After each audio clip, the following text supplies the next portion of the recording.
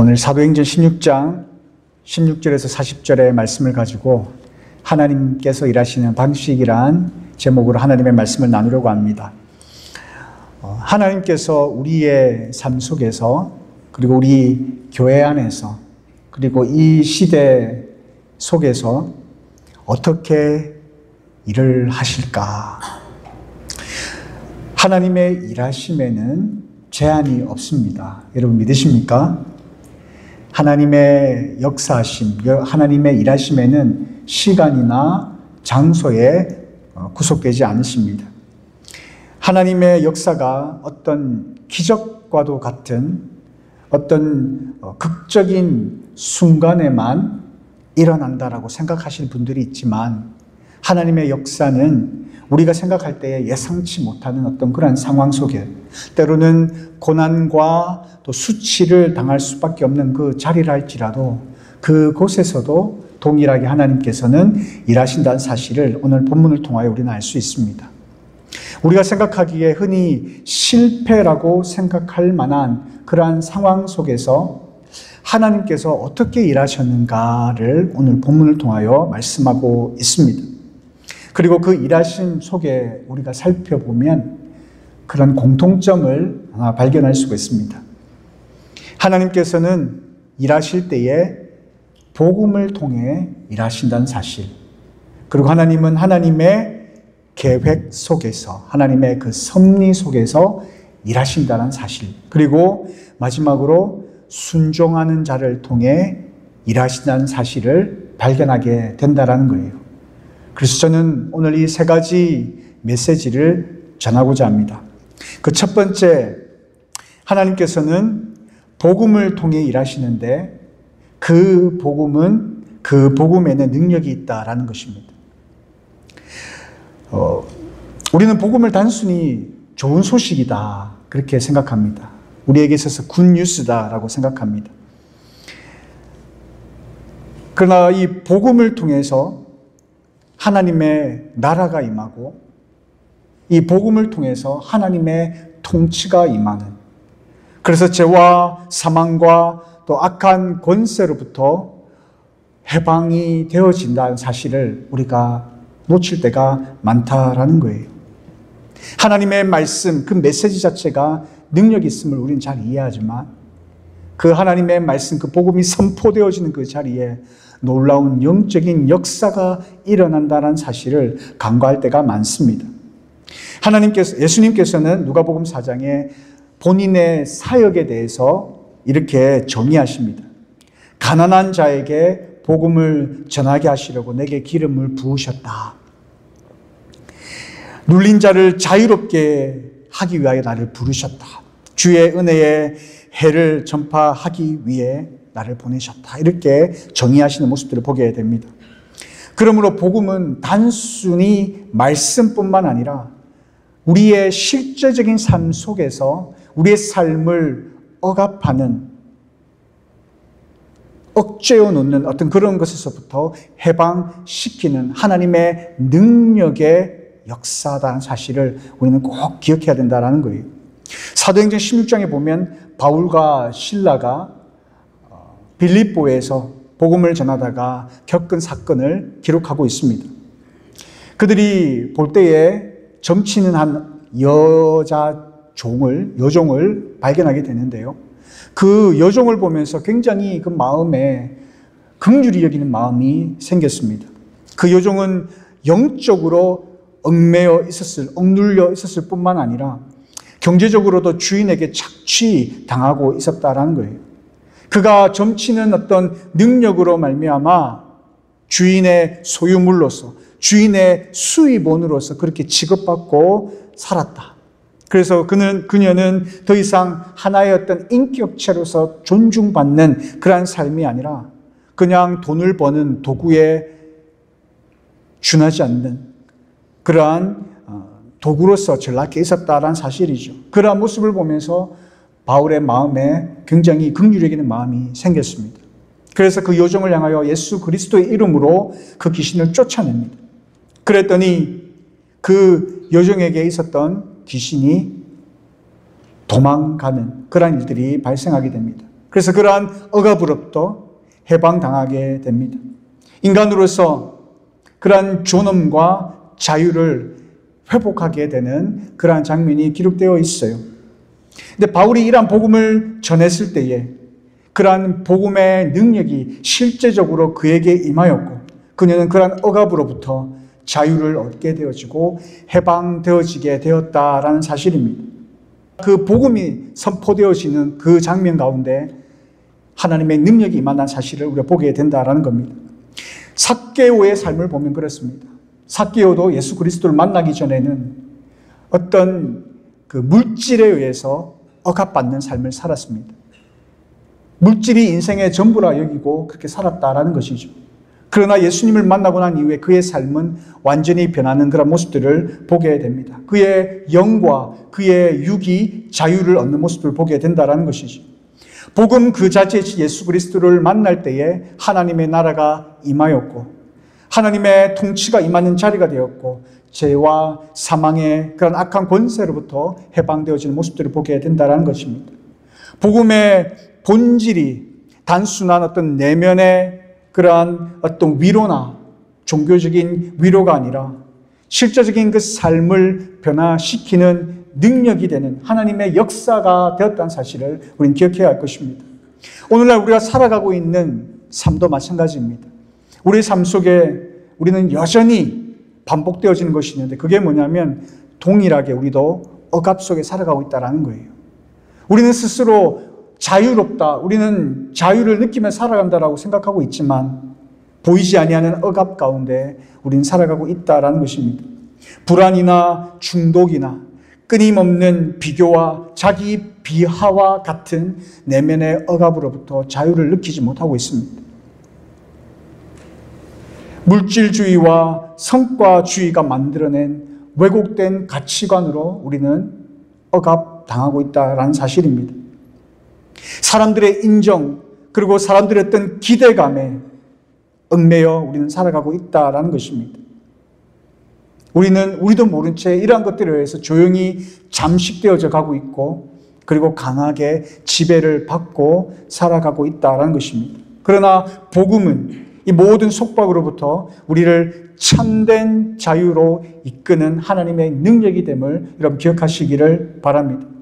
복음은 단순히 우리에게 죄 사함을 주는, 그래서 하나님의 자녀로서 우리에게 영원한 생명을 가져다 주는 것, 그것뿐만 아니라 우리가 살아가는 실제적인 삶 그 전체를 회복시키고 해방시키는 능력이 됨을 여러분 꼭 기억하시기를 바랍니다.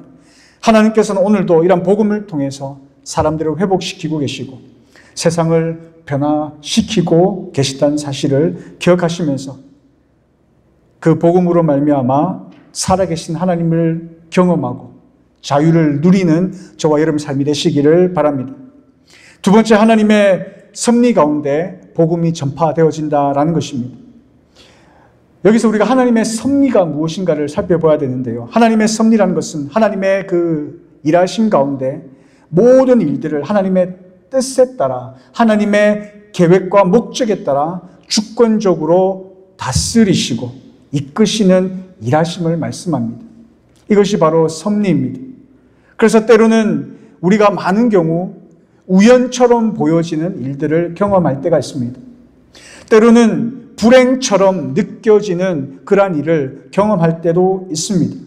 그러나 하나님의 손길이 그 가운데 여전히 작동하고 있다는 사실을 우리는 시간이 지나고 난 이후에 깨닫게 된다는 것입니다.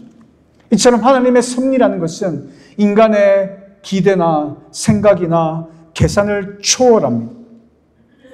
모든 순간 속에서 하나님의 계획이 녹아져 있다라는 사실을 우리는 나중에 깨닫게 되어진다라는 거예요. 우리는 그러한 하나님의 섭리 속에 살아가고 있다는 사실을 여러분 믿으시기를 바랍니다. 바울이 감옥에 갇혔습니다. 이것 또한 하나님의 섭리였습니다. 사도행전 우리가 읽었던 16장에 보면 바울과 실라가 굉장히 억울하게 고발당합니다. 매를 맞고 감옥에 갇힙니다. 그런데 이때 바울은 자신이 로마 시민임을 밝히지 않았습니다. 만약에 그가 로마 시민이었다라고 밝혔더라면 그는 매를 맞지도 않았을 겁니다. 아니, 감옥에 갇히지도 않았을 것입니다. 그런데 왜 그가 침묵했을까? 그가 당연히 그의 권리를 내세워야 하는 그 순간 왜 그는 침묵했을까? 왜 그렇다고 생각하십니까, 여러분? 성경에서는 그 이유에 대해서 명시적으로 명확하게 기록하고 있지는 않습니다. 그러나 저는 성령님의 인도하심이 있었을 것이다. 그리고 그것 또한 하나님의 섭리 가운데 그가 그의 로마 시민임을 밝히지 않았을 것이다 라고 그렇게 저는 생각합니다. 그렇게 생각하는 이유는 무엇이냐면 우리가 읽었던 본문 앞에 어떤 사건이 있냐면 여러분 잘 아는 사건입니다. 바울이 아시아로 가고 싶었어요. 그런데 하나님의 영이 성령께서 그에게 나타나셔서 말씀합니다. 아시아로 가지 마라. 그리고 환상을 보게 됩니다. 어떤 환상을 봅니까? 마게도냐 사람들이 오라는 환상을 보게 됩니다. 그래서 바울이 어디로 가죠? 마게도냐로 가게 됩니다. 바울은 하나님의 특별한 인도 가운데 그의 역사, 그의 사역을 감당하고 있었다라는 것이죠. 그가 로마 시민이었습니다. 밝힐 수 있었습니다. 그러나 그 정도에 준하는 그런 하나님의 인도하심이 저는 있었을 것이라 생각합니다. 뿐만 아니라 그가 감옥에 갇힘으로 말미암아 어떠한 결과가 있었는지를 볼 때에 하나님의 분명한 인도하심이 있었다는 것을 또 우리가 깨달을 수 있다는 것이죠. 어떤 일이 벌어졌습니까? 감옥에 갇힘으로 말미암아 그 일로 인해서 간수가 그리고 그의 가족이 구원을 받게 됩니다. 어떻게 보면 하나님께서는 그 간수를 기억하셨던 거예요. 그 간수의 가족들을 기억하셨던 거예요. 그들을 구원하시기 위해서 바울이 감옥에 갈 수밖에 없었던 것 같습니다. 성경에는 기록되어 있지 않지만 아마도 그 간수나 그 가족들이 나중에 이 빌립보 지역에 교회를 세우고 이곳에서 복음을 전하는 일에 아주 중요한 역할을 감당했지 않았을까 그렇게 생각합니다. 그리고 마지막 세 번째는 사도행전 후반부에 보면 예루살렘에서 바울이 체포됩니다. 그때 바울이 했던 것은 뭐냐면 그때도 동일하게 자기가 로마 시민임을 밝히지 않은 것이 아니라 적극적으로 로마 시민임을 밝힙니다. 왜 다를까요? 의도적으로 밝힌다라는 겁니다. 그래서 매를 당하지 않습니다. 채찍질 당하지 않습니다. 그리고 이 일로 인해서 로마로 압송되어져 가는 모습들을 보게 됩니다. 저는 바울이 자기가 로마 시민임을 밝히지 않은 것은 분명한 의도가 있었다라고 저는 그렇게 보고 있고 성경에는 기록하고 있지만 하나님의 섭리와 인도하심 속에 이러한 일들이 벌어졌다라고 본다라는 것입니다. 그러한 섭리 가운데 살아갑니다. 어떻게 보면 바울은 어떤 일이 나에게 벌어질지 몰랐을 거예요. 로마 시민임을 밝히지 않는 그것으로 인해서 나는 이러한 고통을 받고 매질을 당하고 감옥에 갇히는 이 모든 순간들이 왜 나에게 이런 일이 벌어졌는가? 그는 이해하지 못했을 수도 있습니다. 그러나 나중에 시간이 지나서 볼 때에 그를 통하여 간수가 구원을 얻게 되고 그의 가족이 구원을 얻게 되고 나중에 시간 지나서 보았더니 그 빌립보 지역에 하나님의 나라가 세워져 가는 모습들을 보면서 아, 그때 그 순간 하나님의 뜻이 있었구나. 하나님의 섭리가 있었구나. 하나님의 계획이 있었구나. 그는 깨닫게 되어졌을 거다라는 겁니다. 우리가 요셉을 보면 또 그런 모습을 볼 수가 있다라는 거죠. 형제들의 시기에 의해서 팔려갑니다. 애굽에서 족장의 아들에 산 순간 종의 신분으로 전락해버립니다. 억울한 누명을 쓰고 감옥에 갇힙니다. 그러나 결국에는 그렇게 어려움을 당했던 이유가 무엇입니까? 그의 형제, 그의 가족을 구원할 뿐만 아니라 하나님의 백성, 이스라엘 백성들이 태동되어지는 일에 귀하게 쓰임받게 되어지는 모습들을 보게 됩니다. 요셉도 그렇게 고백합니다. 창세기 50장 20절에 당신들은 나를 헤아려 하였으나 하나님은 그것을 선으로 바꾸사 오늘날 같이 많은 백성의 생명을 구원하게 하시려 하셨나이다. 바울의 강금도 요셉의 억울한 인생도 하나님의 주권 아래 있었다라는 거예요. 복음을 위한 하나님의 섭리 가운데 쓰임받았던 도구였다라는 것입니다. 우리는 이 세상을 살아가면서 전혀 이해할 수 없는 상황 가운데 우리는 처해 있을 때가 있습니다. 하나님께서 정말 살아계신다면 이 일이 왜 나에게 일어나야 하는가? 하나님 앞에 원망할 수 있는 그 순간에 우리가 처해 있을 수도 있습니다. 나에게 이런 어려움이 생긴다는 것은 하나님이 계시지 않기 때문이야 라고 우리가 이렇게 하나님 앞에 원망할 수밖에 없는 그러한 혹독한 어려움 가운데 우리가 처할 수도 있다는 것입니다. 그러나 그러한 순간일지라도 우리가 해야 할 것은 무엇이냐면 하나님을 신뢰하는 것입니다. 왜냐하면 하나님은 지금도 살아계셔서 우리 가운데 일하시는 분이시기 때문에 그렇습니다. 때로는 우리가 이해할 수 없는 그러한 고난과 억울한 상황을 경험한다 할지라도 여러분 슬퍼하지 마십시오. 힘들지만 절망하지 마십시오. 왜 나에게 이런 일이 일어나는가 우리가 이해되어지지 않겠지만 그리고 그 이유에 대해서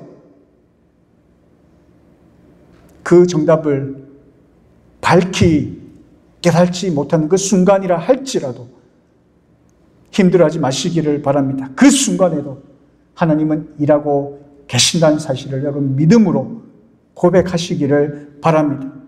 지금 현재의 삶, 지금 내가 당하는 고통의 삶, 내가 경험할 때에 비록 깨닫지 못한다 할지라도 시간이 조금 지나면 밝히 이해가 될 것입니다.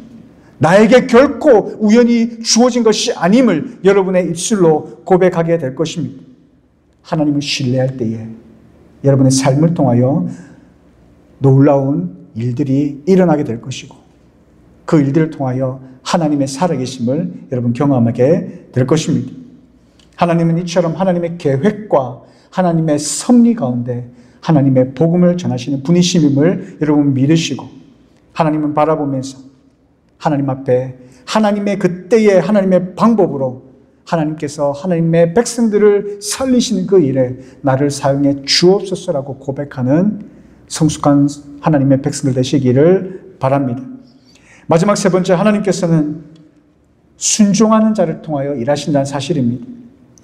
제가 예전에 명예와 수치에 대한 개념을 잠깐 설명드린 적이 있는데요. 이 본문을 이해하기 위해서는 이 개념을 조금 이해해야 합니다.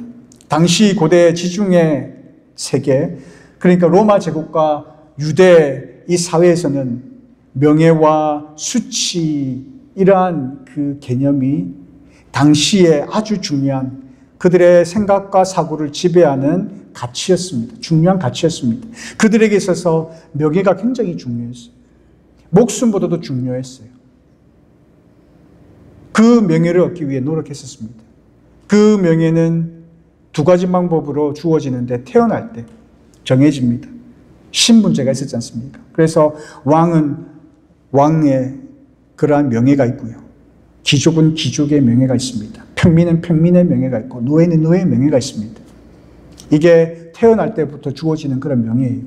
그것으로 끝나는 것이 아니라 살면서 얻어지는 명예가 있었습니다. 그래서 그것을 위해 살았어요. 그래서 명예롭게 사는 것, 그것이 굉장히 그들에게는 중요했습니다. 수치는 그 반대 개념이었어요. 명예를 잃어버릴 때가 있습니다. 그때를 수치라고 생각하는 거예요. 그래서 그 명예를 지키려고 노력하고 그 명예를 얻기 위해서 비슷한 동급의 사람들과 대결을 하고 이기는 사람은 명예를 얻고 지는 사람은 수치를 얻고 그렇게 그러한 시대적인 상황이었습니다. 그리고 이런 명예와 수치는 개인적인 개념도 있었고 공동체적인 개념도 있었어요. 내 하나만의 수치가 될 수도 있고 내 하나만의 명예가 될 수 있지만 나 때문에 나의 공동체가 명예로울 수 있고 나 때문에 나의 공동체가 수치를 당할 수도 있다는 거예요. 근데 이 개념은 우리 한국 사람들은 잘 이해할 수 있습니다. 왜냐하면 우리에게 그런 개념이 있어요. 이스라엘 이 지역이 아시아 지역이기 때문에 그러한 비슷한 것을 사고를 우리가 공유하고 있는 부분들이 있습니다. 그때도 그랬어요. 그러한 시대에 감옥에 간다라는 거 굉장히 그건 수치스러운 일이었어요. 오늘날 감옥은 어떻게 보면 교화의 어떤 역할들이 있습니다. 감옥에 들어가는 그 자체도 굉장히 불명예스러운 일이지만 그러나 그 사람이 재활할 수 있는 어떤 공간의 역할도 기능도 감당하는 거예요. 그러나 그때 당시의 감옥은 그런 감옥이 아니었습니다. 그때 당시의 감옥은 부정한 자, 위험한 자, 범죄자였습니다.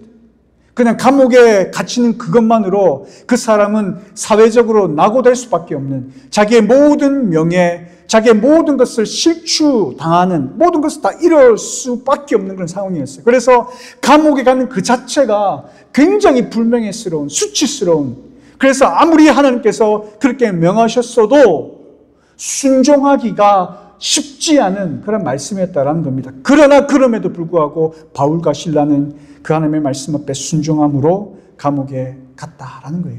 감옥에 갇혔다는 그 상황이 지금 우리가 21세기를 살아가고 있는 우리의 사고로 이해하는 것보다도 더 수치스러운, 더 순종하기 어려운 것이었다라고 그 정도만 이해하시면 될 것 같습니다.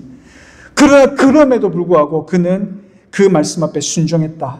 그 순종의 결과로 앞서 말씀드렸던 것처럼 간수와 그의 가족이 구원을 받는 그런 놀라운 일들을 보게 되었다라는 것입니다.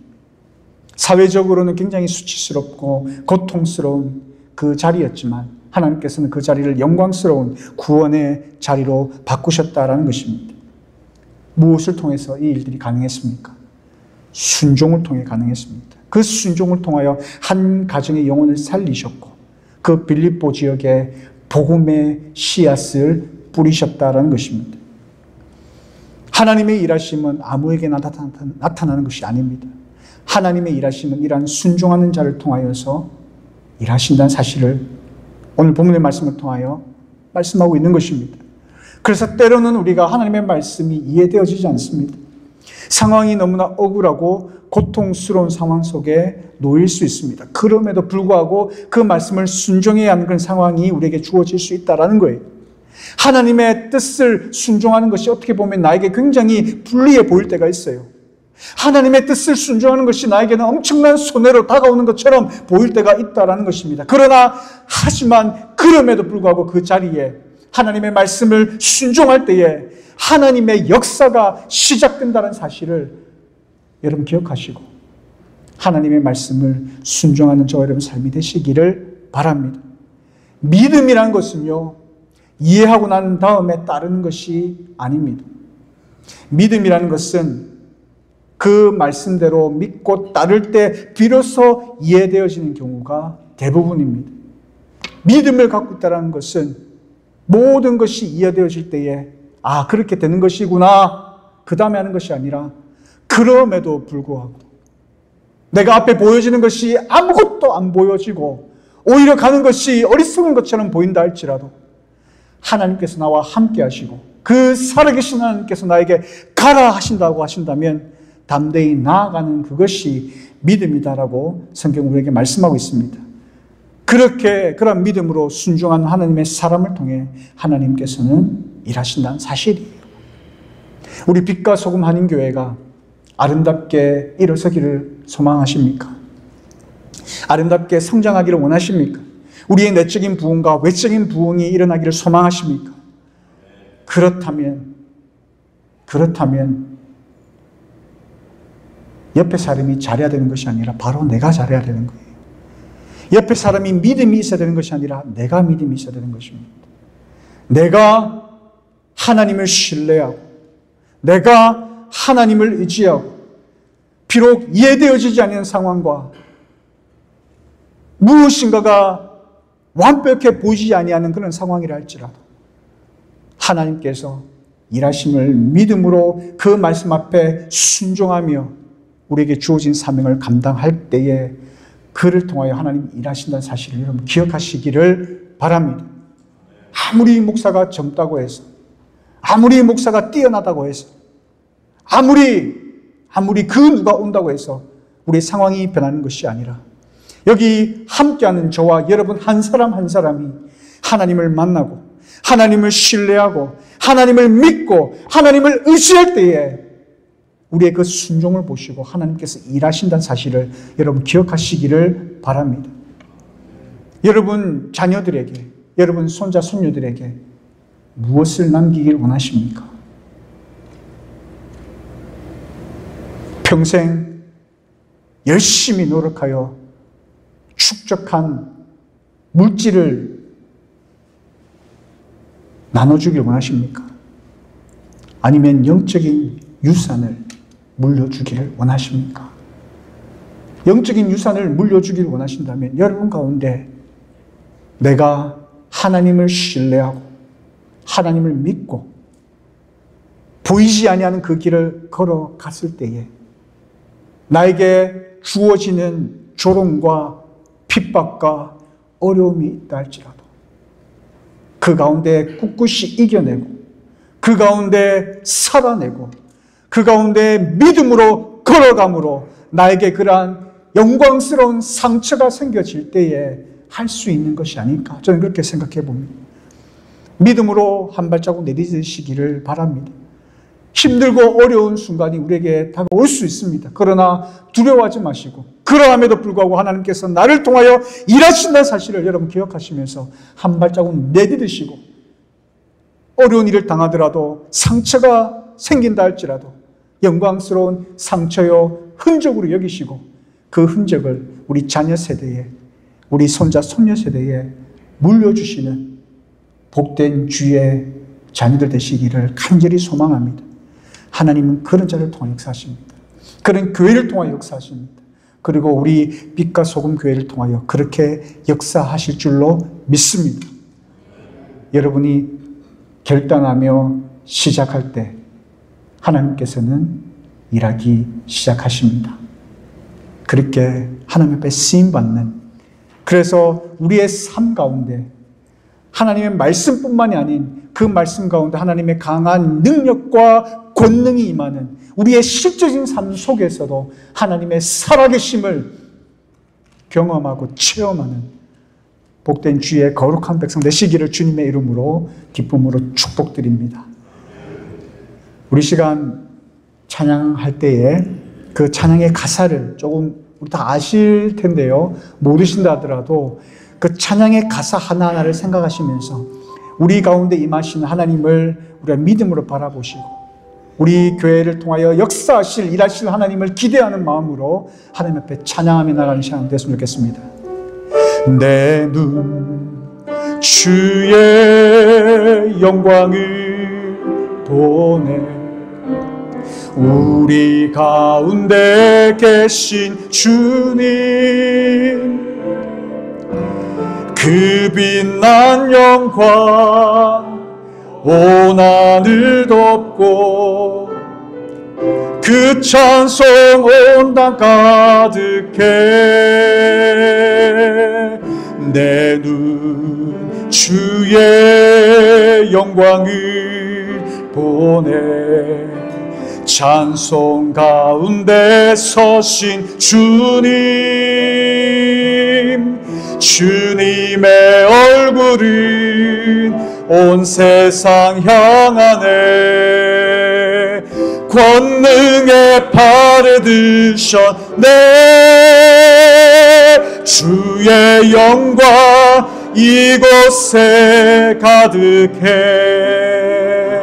우린 선의 주님과 함께 찬양하며 우리는 전진하리 모든 열방 주 볼 때까지 우리 믿음으로 한 번 더 찬양합니다. 내 눈 주의 영광을 보내 내 눈 주의 영광을 보내 우리 가운데 서신 주님 그 빛난 영광 그 빛난 영광 온 하늘 덮고 그 찬송 온 땅 가득해 내 눈 주의 영광을 보내 찬송 가운데 서신 주님 주님의 얼굴은 온 세상 향하네 권능의 팔을 드셨네 권능의 팔을 드셨네 주의 영광 이곳에 가득해 우린 선의 주님과 함께 찬양하며 우리는 전진하리. 모든 열방 주 볼 때까지 주의 영광 이곳에 가득해. 우린 선의 주님과 함께 찬양하며 우리는 전진하리. 모든 열방 주 볼 때까지. 이 시간 하나님께서 우리에게 주신 말씀을 생각하면서 하나님 앞에 기도하며 나가는 시간 갖도록 하겠습니다. 하나님께서 이 시간 우리 가운데 임하셔서 우리 가운데 역사하십니다.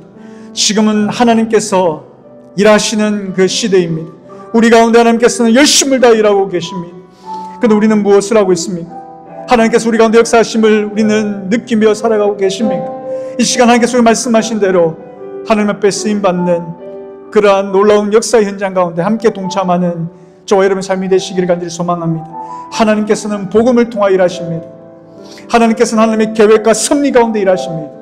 그 하나님께서는 순종하는 자를 통하여 일하신다는 사실을 오늘 말씀을 통하여 말씀하셨습니다.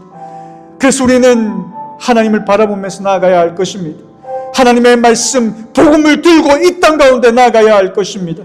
하나님의 그 계획 가운데 믿음으로 나아가야 할 것입니다. 우리가 우리의 머리에 이해되어지지 않는다 할지라도 그 말씀을 믿고 순종하며 나아가야 할 것입니다. 그때에 하나님께서는 우리를 통하여 역사하실 것입니다. 우리를 통하여 역사하십니다. 우리 교회를 통하여 하나님 일하실 것입니다. 이 시간 우리가 기도할 때에 하나님 앞에 쓰임받는 자들에게 하여 주옵소서. 복음을 들고 나아갈 때에 그 복음의 능력이 있기에 그 복음을 통하여 일하시는 하나님을 경험하게 하여 주옵소서. 하나님의 계획 가운데 하나님의 섭리 가운데 쓰임받는 주의 도구 되게 하여 주시옵소서. 하나님의 말씀을 순종하며 나아갈 때에 나를 통하여 우리 교회를 통하여 일하시는 하나님을 경험하게 하여 주옵소서라고 이 시간 앞에 기도하며 나가는 시간 갖도록 하겠습니다. 기도하겠습니다. 참 좋으신 나의 아버지 하나님, 하나님의 은혜를 진심으로 감사를 드립니다. 간절히 소망하는 것은 하나님 우리가 그렇게 쓰임받기를 소망합니다. 하나님의 도구로 쓰임받기를 소망합니다. 하나님께서 귀하게 쓰시는 아름다운 교회가 되어지게 하여 주시옵기를 간절히 원하고 소원합니다. 아버지 하나님, 하나님께서 어떻게 일하시는 바를 하나님 우리가 말씀을 통하여 깨달았습니다. 하나님 이 세상 가운데 복음을 들고 나가는 주의 거룩한 자들 되게 하여 주옵소서. 하나님 이 세상의 가치와 이 세상에서 말하는 것으로 나가는 것이 아니라 하나님의 복음을 들고 나가는 주의 거룩한 종들 되게 하여 주시옵기를 간절히 원하고 소원합니다. 나의 머리로 이해되어지지 아니하고 때로는 하나님 복음을 전하다가 고통받고 고난을 당한다 할지라도 하나님 앞에 불평할 수밖에 없는 상황을 우리가 처해야 한다 할지라도 넘어질 것이 아니라 좌절할 것이 아니라 실망할 것이 아니라 하나님의 일하심이 있음을, 하나님의 계획 가운데 있음을, 하나님의 그 섭리하심 속에 있음을 우리가 믿음으로 믿고 선포하게 하시고 그 말씀 앞에 순종하며 나아갈 때에 나를 통하여 일하시는 하나님을 바라보며 경험하는 복된 주의 거룩한 백성들 되게 하여 주시옵고 그러한 교회가 되게 하여 주시어서 하나님이 이 세상을 변화시키는 이 세상에 하나님의 그 뜻을 이루어드리는 거룩한 주의 교회로서 세워지게 하여 주시옵소서. 하나님의 나라와 통치가 임하는 복된 교회가 될 수 있도록 인도하여 주시옵소서. 우리 사랑하는 모든 성도들 한 사람 한 사람 마음 가운데 그런 거룩한 결단의 마음이 생겨나게 하여 주시고 하나님을 향한 거룩한 마음 생겨나게 하여 주시어서 이 시간 돌아가는 복된 자리를 내게 하여 주옵소서. 우리의 삶 가운데 아름다운 열매로 하나님 앞에 보답하며 살아가는 주의 자리를 될 수 있도록 인도하여 주시옵소서. 참 좋으신 나의 아버지 하나님, 하나님 은혜를 감사합니다. 하나님 우리는 이런 삶을 살아가길 원합니다. 세상에서 많은 사람들에게 인정받는 삶보다도 하나님 앞에 인정받는 삶이 되어지기를 소망합니다. 하나님께서 거룩히 쓰시는 주의 도구로서 쓰임받는 삶을 살아가기를 소망합니다. 그러하기에 하나님께서 어떻게 일하시는가를 말씀을 통하여 깨달았고 그래서 복음 들고 복음과 함께 살아가는 저희들의 삶이 되게 하여 주시기를 소망합니다. 어떠한 상황 속에 있다 할지라도 그 가운데 하나님께서 일하고 계신다는 사실을 잊지 않게 하시고 하나님의 섭리를 믿으며 하나님을 신뢰하는 저희들의 삶이 되게 하여 주시옵고, 하나님의 말씀 앞에 순종할 때에 하나님께서 어떻게 일하시는가를 우리의 삶을 통하여 보게 하시고 아름다운 믿음의 이러한 유산들을 우리 자녀 세대에게 물려줄 수 있는 주의 거룩한 백성들, 더 나아가 하나님 앞에 정말로 칭찬받는 주의 거룩한 백성, 아름다운 교회 되어질 수 있도록 인도하여 주시옵소서. 예수님의 이름으로 기도드리옵나이다. 아멘.